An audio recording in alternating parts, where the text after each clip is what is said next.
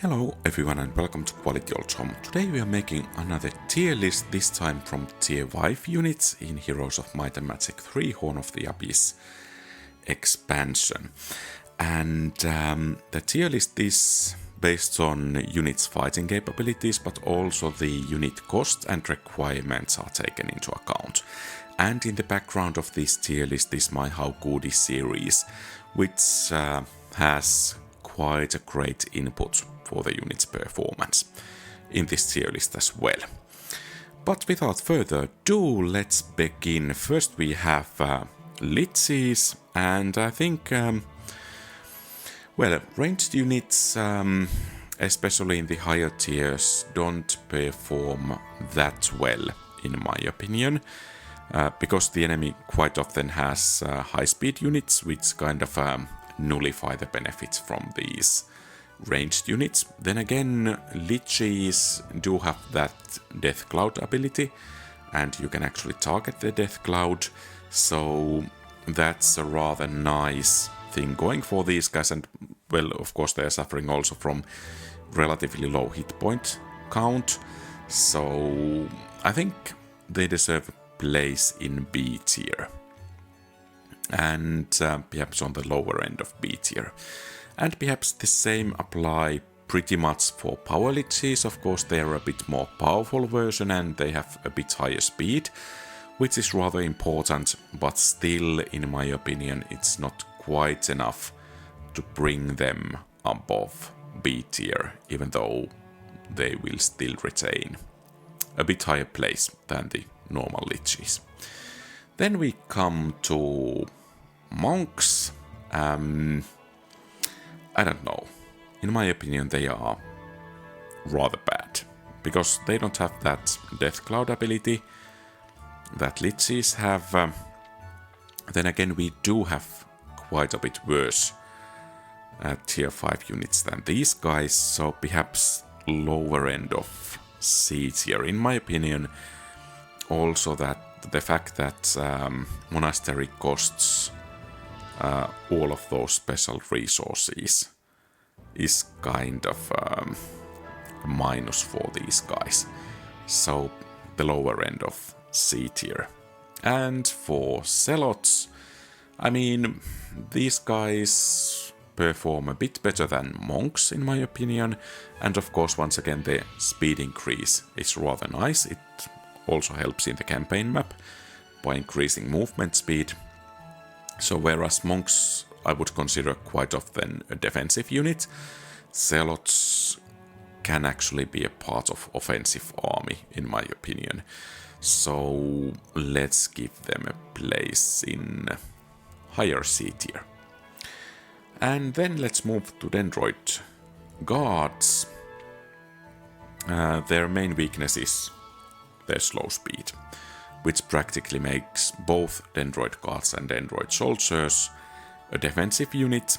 Then again, these guys do come in quite high numbers with the proper upgrades, and of course if they can catch an enemy and keep it in place with the roots, they can actually be quite good for their price and for the number you get them.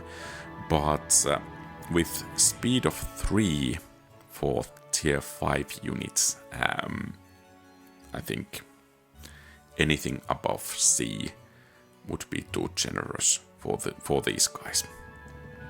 And then we have Dendroid soldiers, a bit better speed, which actually can make some difference in battles. So in the How Good Is test, these guys actually do perform quite well. It would actually earn them a place in A tier, but since these are practically only a defensive unit, they slow down the army too much if they are used in campaign map. I think I will drop it from A to B tier. But still, in my experience, the Dendroid soldiers especially can be surprisingly tanky and can punch quite hard. Their only issue is that they just need to catch the enemy first. Then we have Earth Elementals. Yeah, I think I should put them into the lowest end of D tier, or if we had something below D tier, they would go there. I mean, their performance is absolutely abysmal for tier 5 unit.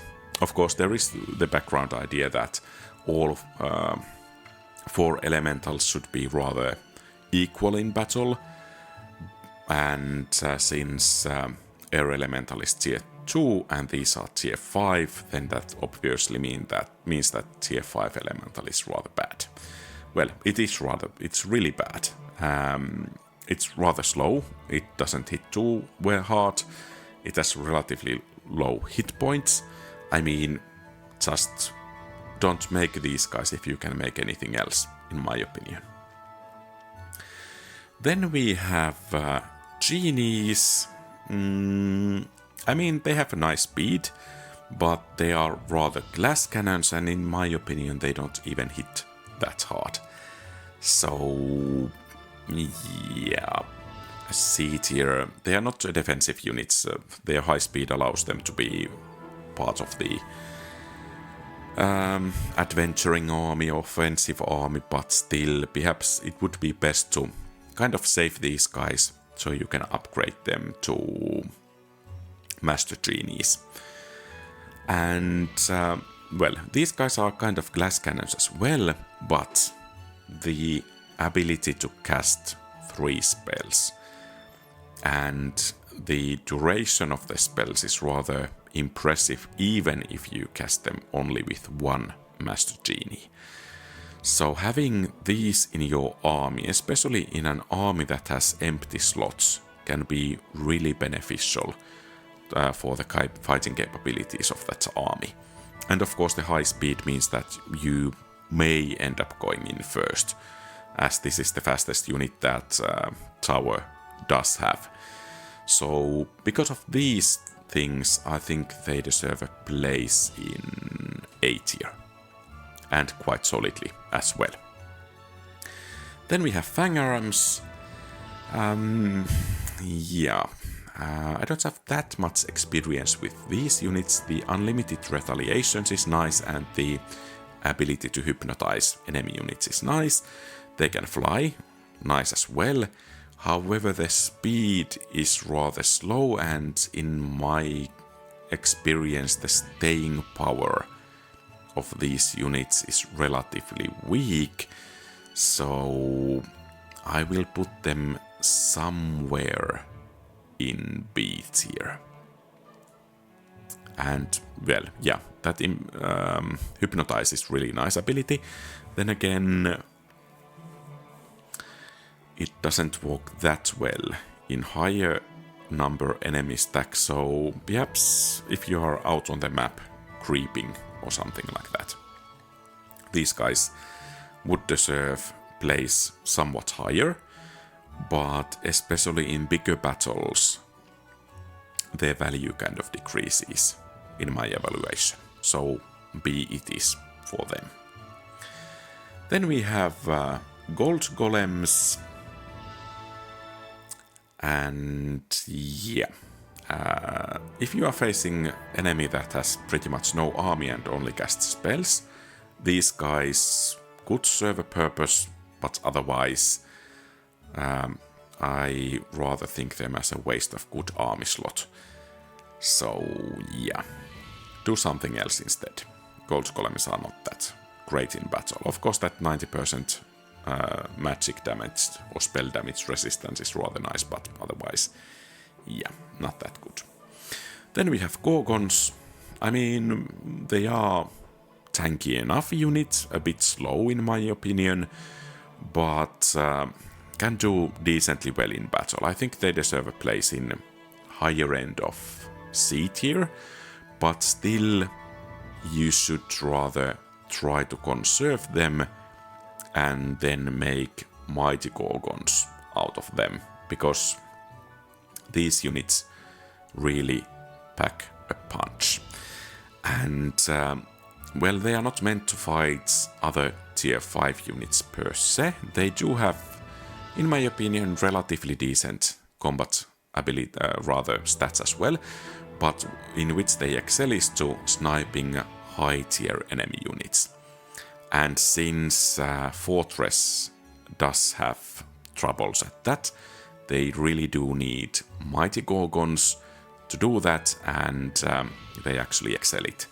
So, in my opinion, clearly a place in S tier, even though in the How Good is testing their performance is quite a bit lower than that, but especially in the late game, these guys are invaluable for Fortress.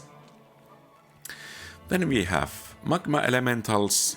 I don't know, they are not that much better than Earth Elementals, a bit higher speed, a bit better stats. Can cast protection from Earth magic, which is nice, but still overall, I mean, just abysmal unit. So don't make if you can make something else. Then let's move to Minotaurs. First we have Minotaur King. I mean, in my opinion, they do have rather nice speed. And of course that always positive morale is really nice, so that extra turn can become rather handy. They don't have anything to be ashamed of in their fighting capabilities overall, so I think a solid A tier unit, those Minotaur Kings. Then we have basic Minotaurs, because perhaps their lack of speed, a bit worse fighting capabilities, mean that they do perform somewhat worse in battles and tests than Minotaur Kings, and thus they deserve place only in C tier, in my experience. Of course, once again, this is a unit where you should especially try to save them so you can upgrade them to Minotaur Kings. Then we have Olkoi Gorkoi, I don't know how to pronounce that. Kind of a weird unit name, but perhaps it makes completely sense as we have this strange worm here. And this is kind of a tactical unit as it can consume corpses in the battlefield to gain extra attacks, and with those extra attacks it can be rather devastating against enemies. So I think they deserve a place in S tier. They are not as good against tier 7 units as Mighty Gorgons, but at the same time pretty much against everything else they are a bit better. And the reasons are, in addition to those special attacks they can achieve or get, is that they have relatively high speed, and second, they can burrow under walls or obstacles, so that makes them all the more viable unit in battles. And because of those things, in my opinion, they deserve a place in S tier. Then we have Fiends. I mean, they, in my experience, they do hit quite hard. Then again, they are somewhat glass cannonish. So, I mean, this is becoming a bit of a habit that I'm putting the unupgraded variant to C tier, but I will do it in any case, here as well. So, once again, you should save these guys because Pit Lords bring so much more to the table. It's not a bad unit, but it's not a good unit either. The unupgraded version, that is. And then let's come to Pit Lords. I think they deserve a place in weaker end of A tier, and the main reason for their higher ranking than Pit Fiends is that they can be used for demon farming. And their fighting capabilities are not that much better than Pit Fiends. They have a bit higher speed, which is nice, but the main purpose of these guys, in my opinion, is to just raise demons for your army. And for that, they deserve a place in the weaker end of A tier. Then we have Rocks, flying unit with, I guess, decent enough speed for an upgraded tier 5 unit. And they are really early available, so that's really nice. And because of that, I think they deserve a place in B tier. they can be really useful. And let's check the upgraded version, Thunderbird, here at the same go. Highest speed unit of Stronghold, and that possibility for lightning bolt is really nice. At the same time, they tend to, in my experience, be a bit squishy. In battle, they cannot take that much beating, but then again, most tier 5 units cannot. But because of the high speed, relatively good fighting capabilities, and for the possibility of the lightning bolt hitting, and also the relatively easy access, I think these guys do deserve a place in A tier. Clearly, solid A tier, perhaps even, well, perhaps not quite S tier unit, but strong A tier, clearly. Then we have Sandworms. I mean, decent enough unit. Has decent enough speed. Of course, the lack of the special ability of these Olkoi Korkoi is a bit of a minus, but they are kind of burrowing as well, so they can get around obstacles and walls and so on and so forth. So I think kind of a solid B tier unit, these as well. Then we have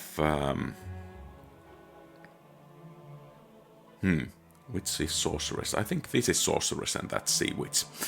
So, first we have Sorceress, ranged unit, kind of suffering from relatively weak stats. They do have, but when they are able to shoot, they can cast Weakness and Disrupting Ray. And in some cases that Disrupting Ray and Weakness can be rather beneficial if you have empty slots in your army and you can split the stack, so that you can cast, for example, multiple Disrupting Rays to lower the enemy unit's defense to 0. That's really nice, but in terms of damage dealing, these, perhaps I cannot talk of guys, these girls are nothing special. So I think a B tier. Let's put them, for example, here. I mean, nice enough unit, but and especially due to those spellcasting abilities, but in poor combat stats, I think they are not that good. And, well, the same applies pretty much to Sea Witch. They cast weaker versions of the spells, and they are slower, and they have weaker stats, and so on and so forth. So I guess you guessed it. C tier it is for them.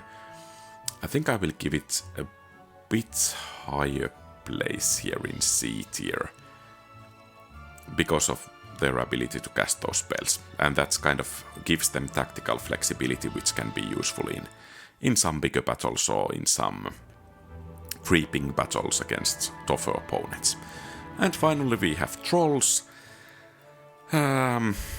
Usually neutral units, excluding dragons, are rather bad, so these guys are rather bad as well, but not quite as bad as the 3 units over here. And in some cases, especially in very small or tiny battles, Troll's ability to regenerate can actually be really useful, and because of those small battles and their benefits they bring in those, I think they deserve a place in C tier instead of D tier. But yeah, I guess this is it. So, what do you think? Do you agree or disagree? Feel free to share your thoughts in the comments below. So this was made in Horn of the Abyss expansion in the campaign setting. So instead, in addition to fighting capabilities, also the unit's costs and requirements were taken into account. And if you like the video, please leave a thumbs up and subscribe to the channel. Have a great rest of the day. QualityOldHomm out.